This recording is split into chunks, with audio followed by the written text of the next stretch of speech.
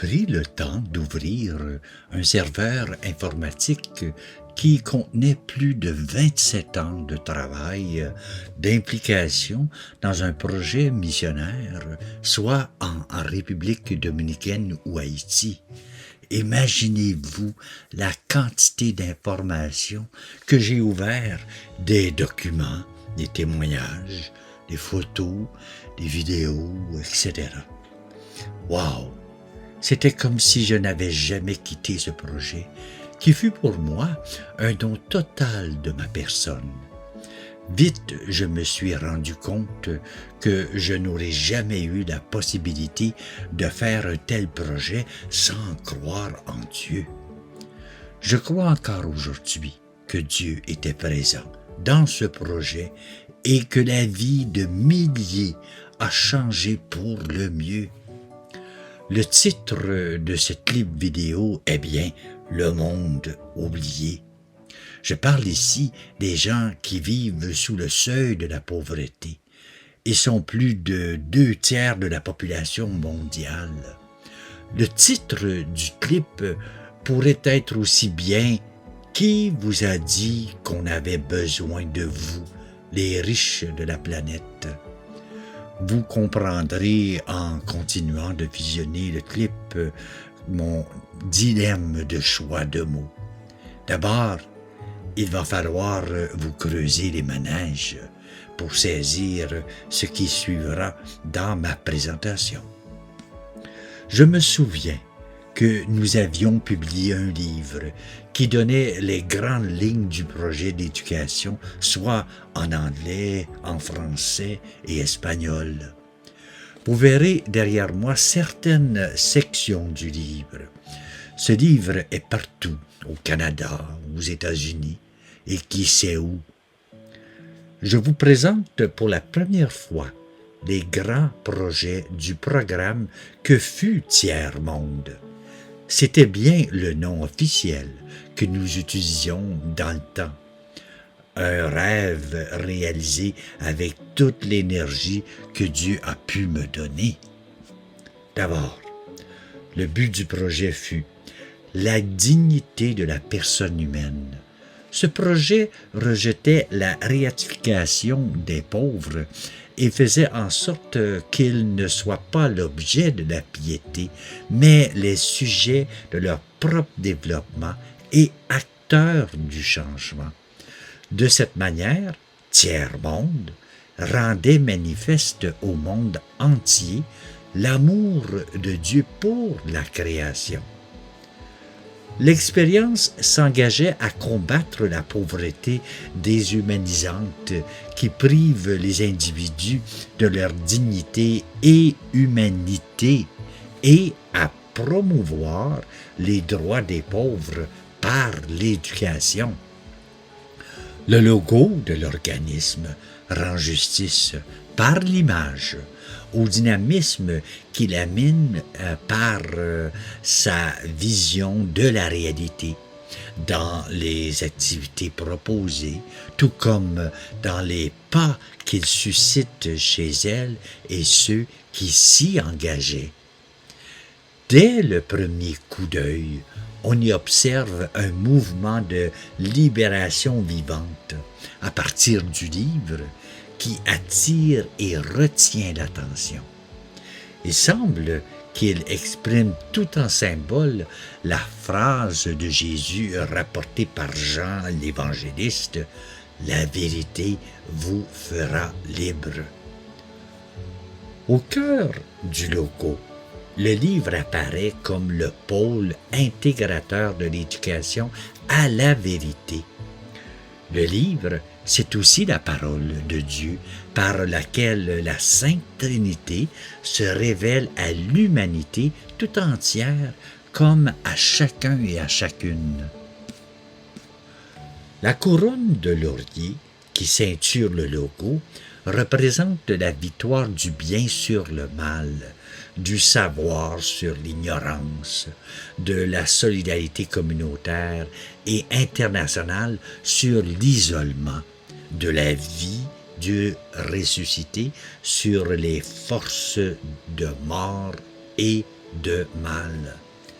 Le cercle de cette couronne illustre notre planète dans sa mondialisation actuelle et l'ouverture en haut à droite met en évidence l'espace disponible pour l'éclatement de la dimension sans frontières de l'humain grâce à l'accueil du divin qui seul rend possible que l'homme et la femme, appelés à plus grand qu'eux-mêmes, se dépassent au-delà du terrestre.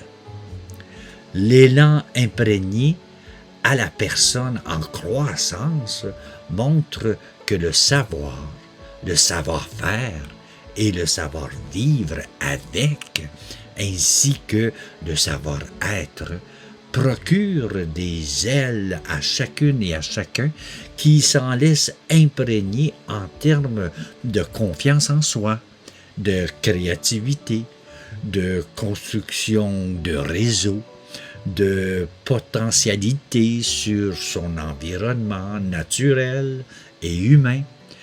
Tout nous apparaît illimité.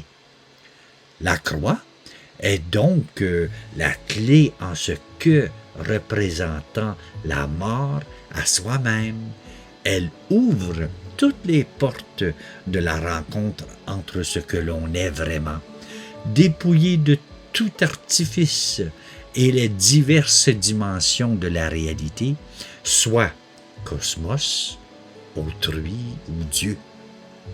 La croix agit comme cheville ouvrière qui tient tous les éléments du logo en interrelation et devient chemin obligé d'une rencontre en vérité due au don de soi jusqu'au bout par l'engagement, le renoncement et le sacrifice. Dépouillé de tout sur la croix, Jésus est exalté dans sa résurrection et son ascension à la droite du Père comme le Fils à qui est remise la seigneurie totale sur l'univers. Sur le registre de la foi, l'organisme permet de rencontrer le Christ mort et ressuscité à travers l'autre, spécialement le pauvre, et d'épousser la condition du pauvre pour trouver son identité comme enfant de Dieu et s'engager à vaincre le mal, le péché, la mort avec Jésus. Bref, à se laisser unir à celui à qui rien ne saurait résister. L'expérience est au centre de ce grand projet.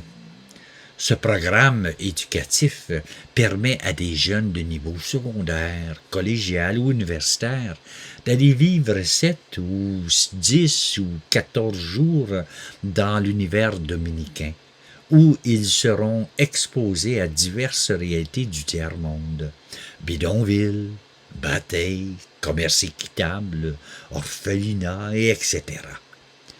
Durant leur séjour, ils sont invités à habiter chez des familles dominicaines où ils avaient compris plus justement le quotidien de ces hommes et de ces femmes et découvrir une autre culture, une autre manière de vivre et de penser. Il reste énormément de questions en suspens au retour d'une telle expérience, car si l'expérience est une expérience extraordinaire, c'est aussi une expérience forte et violente sur certains aspects. En effet, nous avons un devoir, après avoir vu et vécu, celui de réfléchir, apprendre à s'engager. Une formation avant le départ pour la République dominicaine. Avant de bien se préparer, les participants vivaient une fin de semaine avant le départ. Le projet est avant tout un milieu d'éducation qui s'inspirait d'un projet éducatif original. Sa visée éducative est vécue par le biais d'une pédagogie qui s'articulait sous 3 rapports: l'écoute du jeune, sa valorisation personnelle, son sens du défi et du dépassement. Dans le projet, il est plus que jamais de faire de la famille le centre du projet. La famille d'accueil accompagnait le jeune ou adulte à bien vivre son projet. Il recevait chaque année les familles une formation. C'était un revenu très important pour les familles. Plus de 40 familles constituaient le réseau de l'expérience. La coopérative, dans 15 batailles. La coopérative du projet se situait dans le bataille Escandura et Donalila, etc. C'était pour nous une grande volonté de permettre l'accès à une eau potable et à de la nourriture à un prix abordable que fut lancé par nous. Ensemble, nous avions beaucoup de force. C'est l'idée principale de la coopérative. Elle est la combinaison originale d'une association et d'une entreprise qui trouve la raison d'être dans la satisfaction des besoins de ses membres. Par l'association, elle visait à permettre à chaque coopérateur de grandir humainement et socialement par l'entreprise. Elle saisit des occasions de développement. C'est grâce aux participants jeunes et adultes qui ont vécu l'expérience que l'équipe en République dominicaine a permis à plusieurs familles d'avoir la vie un peu plus facile. Le sapin du petit bonheur, qu'on appelait les cadeaux de Noël. Chaque enfant était inscrit dans le projet cadeau de Noël et qui recevait un cadeau provenant d'un fonds commun, alimenté pendant l'année par l'expérience. Il est réparti équitablement entre tous les enfants. Les cadeaux sont achetés sur place, ce qui favorise l'économie locale. Une fête organisée en janvier à l'occasion de l'épiphanie du Seigneur. En République dominicaine, cette fête est plus importante que Noël pour les enfants. Plus de 1000 cadeaux dans 3 bâtés sont offerts chaque année. En passant par un bâté, c'est un lieu où demeurent les coupeurs de canne à sucre, c'est-à-dire les Haïtiens sans papier d'appartenance à ce pays. Un groupe de jeunes et adultes, 50 environ, gérait les dons offerts par les anciens de l'expérience dominicaine. Tous les cadeaux étaient strictement un cadeau éducatif. Travail dans un centre pour formation des Haïtiens avec les sœurs scalabriennes.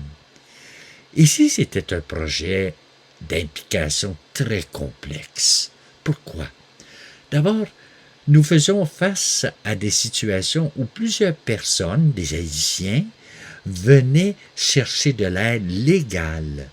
Les sœurs scalabriennes, majoritairement avocates, aidaient du mieux que possible. Je me souviens d'un message d'un élève, Adriane, qui disait approximativement ceci. 7 jours à vivre des moments intenses parmi des gens chaleureux et comblés de leur propre bonheur. Parmi ces jeunes qui nous apportent un certain déséquilibre, celui-ci n'est pas malheureux autant qu'il soit choquant, mais il reste enrichissant. Il nous choque, il nous trouble, mais c'est une prise de conscience graduelle à la suite de moments intenses qui restent au fond de ce que nous sommes tous, de ce que l'on pense, de ce que l'on vit. La pauvreté reste le plus grand des maux et les pires de tous les crimes. Mais c'est avec une prise de conscience de chacun d'entre nous que nous arrivons à faire bouger les choses. Soi-disant, après cette expérience, vous aurez la chance unique de vivre au fond des choses ce que plusieurs personnes n'arriveront jamais à voir au cours de toute une vie. Plusieurs situations où je conseillais les religieuses qui, moi seul, dans le projet, connaissaient les atrocités. J'ai passé plusieurs nuits à avoir de la difficulté à dormir. Construction de maisons pour le Batey Vasca. Nous sommes entrés en discussion avec les sœurs calabriennes et l'Université catholique de Santo Domingo. Nous avons voulu entreprendre la construction de maisons pour les gens vivant dans le Batey Vasca. Cette construction a été planifiée par des Dominicains qui sont à leur 4e année d'université et qui ont beaucoup à faire un stage avant de recevoir leur diplôme comme ingénieur. Chaque famille recevrait une formation pour faire un jardin communautaire. Chaque famille recevrait une formation sur l'environnement. Une maison pour mieux vivre. Un projet très coûteux. Si le projet avait continué, ce projet aurait pris une ampleur considérable. Implication dans la paroisse Saint-Paul. L'expérience aidait les gens de la paroisse à avoir un lieu de formation. Nous voulons que les gens puissent avoir un espace pour faciliter la réalisation de projets et pour mieux éduquer la communauté. Nous contribuerons à chaque année dans ce projet. Puis, pour l'Église, la participation aux missions de développement de la personne humaine est une conséquence de la foi de tout homme et de toute femme, de sorte qu'il est impossible de distinguer développement et témoignage de foi. La personne humaine est aussi spirituelle.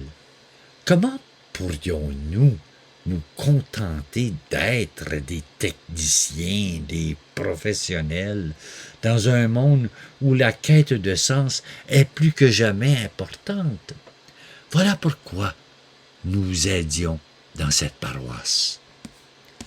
Les mercredis hot dog pour les enfants. Plus de 400 enfants reçoivent un hot dog dans le Batey. C'est la fête. Imagine-toi le sourire de ces enfants. Nous inscrivions cette activité de secours et d'aide dans le projet sous la responsabilité des Dominicains et dans le cadre des programmes de développement humain intégral.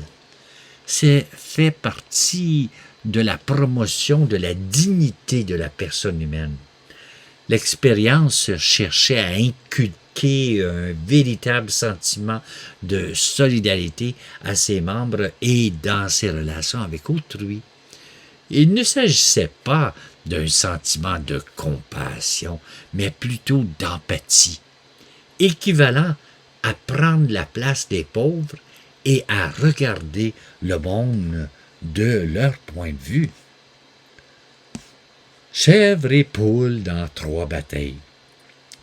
Notre publicité à ce moment était comment aider la coopérative du projet, acheter un couple de chèvres pour l'élevage produit des chevreaux qui peuvent être vendus ou échangés à d'autres familles. Donc leur don pouvait offrir un cadeau à une famille qui se multiplie avec le temps. Donc on disait, obtenez votre couple de chèvres pour l'élevage dans les Batey Vasca, Escandura et Donalila, qui fut des coopératives du projet. On disait ça coûtait seulement 64$ pour une paire de chèvres et 32$ pour une paire de poulets. Le parrainage universitaire, le grand projet qui a pris énormément de mon temps. Changer le cours d'une vie par l'éducation. Le parrainage universitaire trouvait sa raison d'être dans une action, rien sauf la satisfaction pour celui ou celle qui donnait d'avoir fait une bonne action. Quoi de plus rassurant pour une famille qui ne peut subvenir aux besoins les plus élémentaires de son enfant que d'avoir la certitude qu'à travers une scolarisation régulière, il pouvait acquérir une certaine autonomie dans sa vie quotidienne et espérer ainsi obtenir un statut social décent. Parrainer, c'était un geste généreux et responsable qui associe l'aide à un jeune en particulier et l'accompagne pour un bout de chemin en lui offrant les moyens de construire sa vie.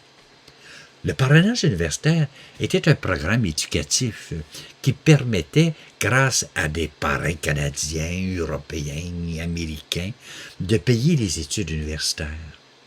En donnant une somme d'argent, chaque mois varie selon les besoins du jeune.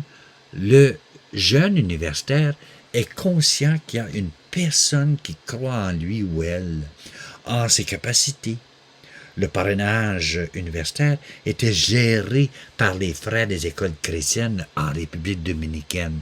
1$ égale à 1$. Aucun frais administratif. Incroyable, hein?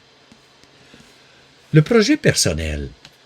Le projet a pour but de permettre à des jeunes de 21 ans et plus de participer à une formation dynamique et d'acquérir des attitudes permettant de vivre un projet missionnaire en République dominicaine, de l'idéal de la réussite scolaire, de nos relations bien installées, où nous nous sentons en sécurité et reconnus, famille, amis.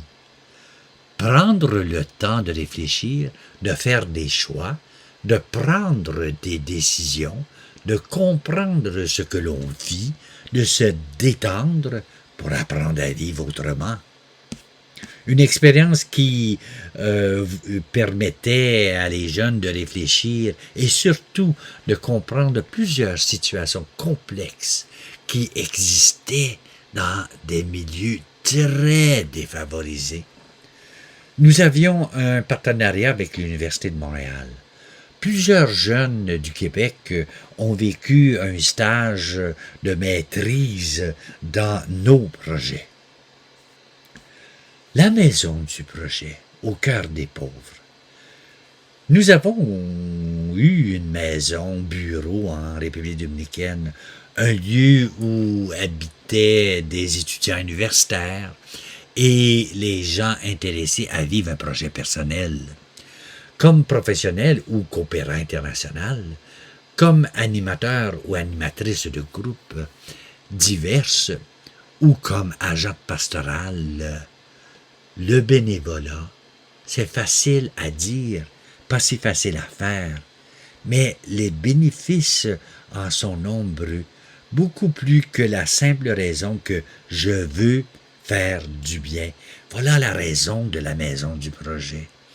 Il est vrai que certaines raisons peuvent sembler égocentriques, mais au fond, on peut atteindre le même but parce que un engagement finit par recevoir une satisfaction personnelle.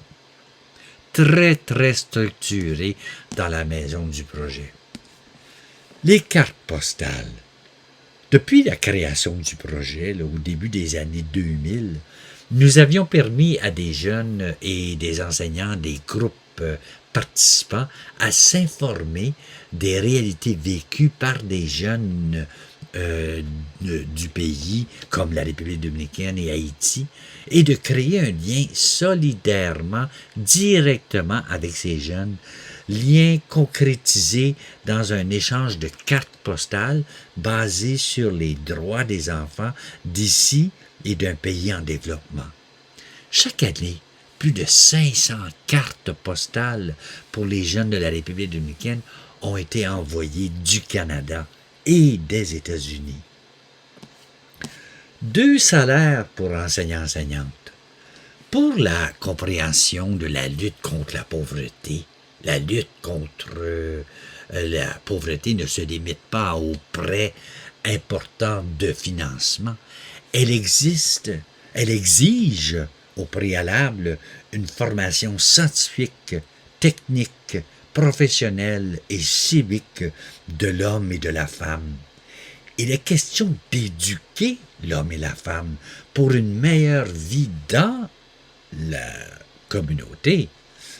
La pauvreté explique une insuffisance de compétences en matière de gestion individuelle et collective des hommes et des femmes vivant en société. Ce besoin de compétences professionnelles, de cette faculté de création et de savoir-vivre en société, présentait dans nos projets d'éducation un moyen essentiel de lutte contre la pauvreté. Le fameux baseball, dans le bâtiment, on l'appelait AB Quattro. Nous avions une équipe de jeunes pauvres de baseball. Par des activités de développement communautaire, comme un catalyseur permettant d'améliorer la vie des moins privilégiés de la République dominicaine, surtout dans un bataille. Grâce à une combinaison de formation professionnelle et de programmes éducatifs, les participants pouvaient récupérer leur estime d'eux-mêmes et leur dignité, découvrir leur potentiel et leur talent et devenir des citoyens productifs de leur communauté et leur pays. Les jeunes recevaient une formation en leadership, en plus de jouer au baseball. Je me souviens, 2 écoles canadiennes nous ont équipés de A à Z. Incroyable. La fondation de la salle à Simone Bolivar. Nous aidions les gens du bidonville de Simone Bolivar par la remise de fournitures scolaires, vêtements, etc. Chaque année, nous contribuons à la hauteur de plus de 500 valises de dons offertes lors d'une fête qui est organisée par les frères des écoles chrétiennes. Cette fête se manifestait comme un rassemblement important pour la communauté. La fondation de la salle existait pour aider la jeunesse à acquérir une bonne éducation. Les jeunes du Canada et des États-Unis, ainsi que les adultes, contribuaient de façon remarquable à cette fête. Imaginez-vous comment chiffrer la facture des 500 valises. Rien d'usagé dans ces valises. C'était tout neuf, ça venait du Canada. Les fauteuils roulants, plus de 30 fauteuils roulants par année. Aller-retour en classe brouette, le couloir de l'entrée de la maison étant très étroit, la brouette ne peut y passer. Les proches la soulevèrent donc sur sa chaise jusqu'à l'entrée. Elle est ensuite placée sur la brouette. Maria est tombée de la brouette alors que son neveu la ramenait. Des fois, je suis obligé de porter ma tante sur mes épaules pour l'amener au dispensaire, disait un jeune haïtien. Mais ce n'est pas évident, admettait Kevin. C'est pourtant toujours sur sa brouette et avec toutes les peines du monde que la vieille diabétique s'est rendue au dispensaire le vendredi pour son passement, sur un pied qui ne guérit pas. Les sœurs scalabriennes veillaient à ce que les gens soient bien servis par les différents dons que recevait l'expérience. Un projet très discret. Les repas aux personnes âgées. Coupeurs de canne à sucre. Le but poursuivi était d'offrir aux hommes et aux femmes de 50 ans et plus un cadre chaleureux où ils pouvaient se sentir en sécurité de manger un repas par jour. Ce projet était géré par les sœurs scalabriennes, sous nos dons reçus. Les objectifs étaient de répondre aux besoins des personnes âgées en situation de précarité, revaloriser les personnes, répondre à des besoins de service, surtout par la référence et la collaboration des autres ressources du milieu. Notre approche là, est humanisante et non thérapeutique et favorise largement l'ouverture et l'accueil.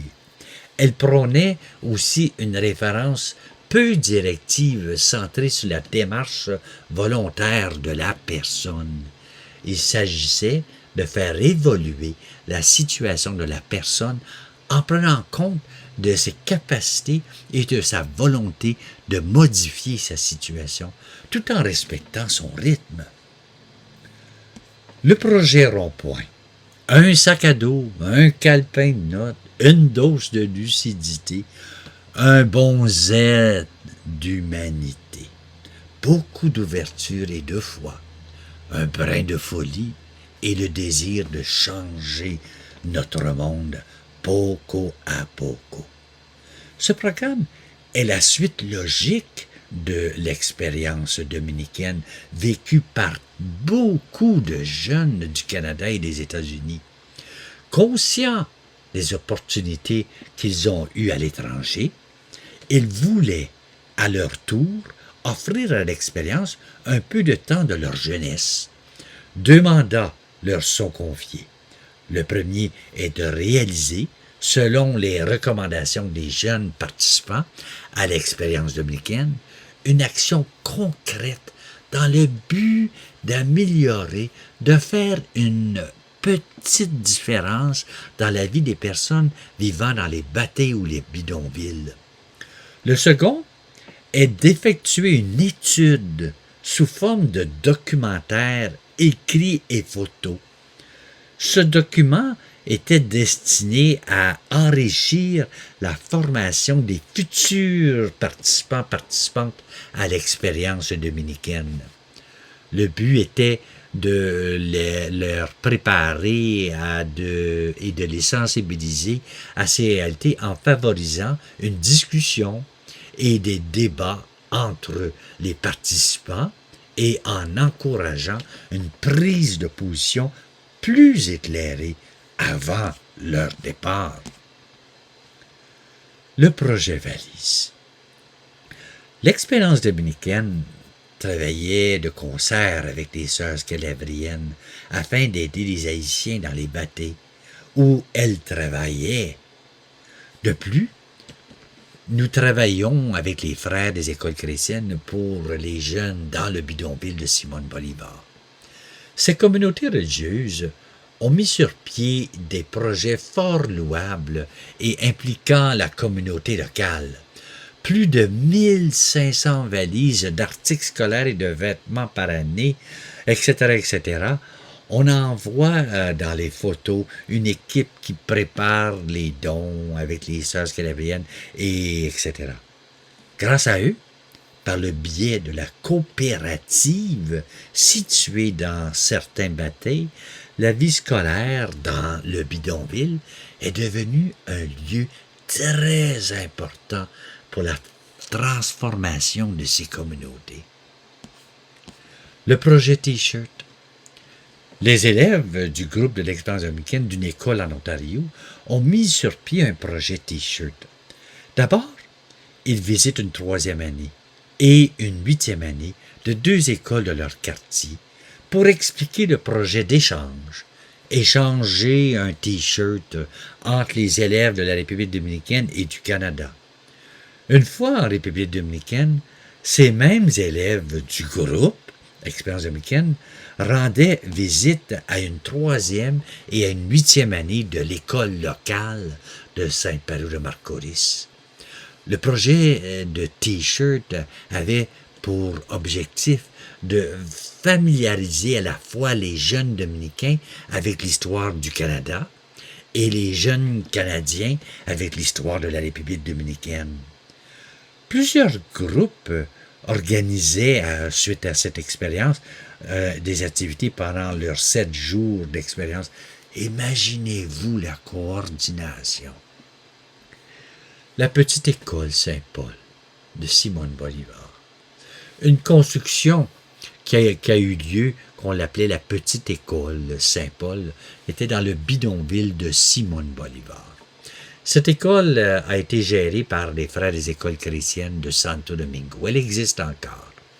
Cette école pouvait accueillir 30 élèves sans papier, d'une pauvreté extrême.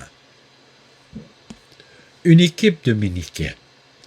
L'équipe dominicaine qui animait certaines activités sur le terrain était composée de jeunes de plus de 20 ans. Jeunes hommes, jeunes femmes. Cette équipe recevait annuellement une formation qui portait sur la situation de leur pays et sur les techniques d'animation d'un groupe. Ils se sont responsabilités avec le temps, donc ils sont devenus responsables de l'accueil, de l'animation et de la sécurité des participants en République dominicaine. Ce fut pour moi le gros défi de bien les former. Ce n'était pas sans problème, car impossible de bien les former. L'Orphelinat Nuestros Pequeños Hermanos. Le projet Expérience dominicaine a créé un partenariat avec l'Orphelinat Nuestros Pequeños Hermanos. Lorsqu'un groupe école vivait le projet, dans son itinéraire, elle comprenait une activité de 7 heures à l'orphelinat où les jeunes travaillaient et animaient des activités pour les enfants orphelins et abandonnés. Aussi, nous avons travaillé physiquement dans les jardins de l'orphelinat. Cette activité contribuait également à sensibiliser les jeunes à la cause de l'orphelinat, de leur offrir l'opportunité, quand ils auront atteint l'âge de 21 ans, ils ou elles pouvaient revenir et s'impliquer davantage dans cet orphelinat. Tous les individus en lien avec l'expérience dominicaine, soit les responsables et les animateurs, devaient s'impliquer à l'orphelinat. Ce fut pour moi capital comme action. Tous ces gens font de l'orphelinat un projet sans cesse grandissant. Plus de 800 mains par année mettaient la main à la terre pour les jardins de l'orphelinat. Les camps d'été. Chaque année, chaque été, nous avions organisé des camps de jour pour des jeunes haïtiens d'un baptême. Le but de cette activité était de faire vivre une expérience éducative inoubliable à des enfants qui, en temps normal, n'ont pas cette opportunité. Nous travaillons aussi avec une institution internationale, donc l'orphelinat. Ce camp de 2 semaines permettait aux jeunes haïtiens de l'orphelinat ayant participé à des activités sportives et artistiques, et ce, dans un cadre éducatif. Il est clair qu'un tel camp permet non seulement aux jeunes de sortir de leur misère quotidienne, mais d'apprendre et de s'amuser. Retraite pour les Dominicains. Chaque année, nous organisons une fin de semaine pour les jeunes Dominicains afin de vivre une retraite animée par des Dominicains. Nous étions accueillis par les sœurs scalabriennes dans un établissement formidable pour permettre de la réflexion. Des professeurs de l'école secondaire de Simone Bolivar de Santo Domingo assuraient l'animation. Aussi, dans la formation, nous formions les volontaires de l'orphelinat. Le Batey Vasca, qui était situé à San Pedro, nous accueille souvent et depuis fort longtemps dans nos périples avec les groupes scolaires qui participaient à l'expérience. Chaque année, nous formons les volontaires. Ensemble, ils découvrirent un bataille ou la force de ces êtres humains qui vivent dans diverses conditions qui nous laissent à réfléchir sur le sens de la vie. C'est un moment riche en apprentissage et une réelle volonté de comprendre cette pauvreté qui nous meurtrit, nous, les passants d'un simple moment dans ce qui est leur quotidien. Les volontaires venaient de plusieurs pays du monde profiter de ce privilège pour réfléchir et comprendre le monde haïtien. Le Forum Jeunesse est organisé annuellement, une soirée à Montréal qui s'adressait essentiellement, mais pas nécessairement, à des jeunes et adultes qui ont vécu le projet Expérience dominicaine. Ce rassemblement se voulait festif, une occasion de partager, dialoguer avec les responsables du projet Expérience dominicaine et surtout de rencontrer d'autres jeunes qui avaient vécu l'expérience de 7 jours, 14 jours, ou le groupe Rond-Point, ou ceux qui ont vécu un projet personnel et encore les bénévoles. Nous présentions à ce moment-là le documentaire de l'année. Chaque année, nous donnions un contrat de création d'un documentaire à une compagnie concernant le projet. Le projet Changer le monde. Chaque année, les jeunes nous partageaient leurs projets réalisés dans leur communauté. Il y avait un groupe sélectif. Quand on rêve seul, cela reste un rêve. Mais lorsque l'on rêve ensemble, c'est le début de la réalité, disait Don Elder. Ne jamais oublier qu'un petit groupe de citoyens éclairés peut changer le cours des choses. Donc les jeunes présentaient leur projet. Ils ont tous été éveillés la conscience de plusieurs personnes. En effet, rien ne peut empêcher les gens de rêver, on le sait. Encore moins s'ils sont en grand nombre. Nous avions une page web très animée. On pouvait retrouver leurs projets en ligne. Ils et elles nous proposaient différentes façons de changer le monde. Très, très intéressant. Chaque année, une fin de semaine pour les Dominicains qui étaient impliqués dans le projet. Un gros groupe de jeunes et d'adultes. On donnait ce contrat à une école secondaire afin de rester neutre et surtout d'aller au fond des objectifs du projet. Donc, les frères des écoles chrétiennes nous invitaient dans leur centre de formation à Arabacoa, dans les montagnes en République dominicaine. Un lieu formidable pour réfléchir et pour prier ensemble. C'était l'occasion de rencontrer les nouveaux et les nouvelles du projet. La seule présence canadienne était moi. C'est ce que j'ai appris dans mes cours universitaires au Canada.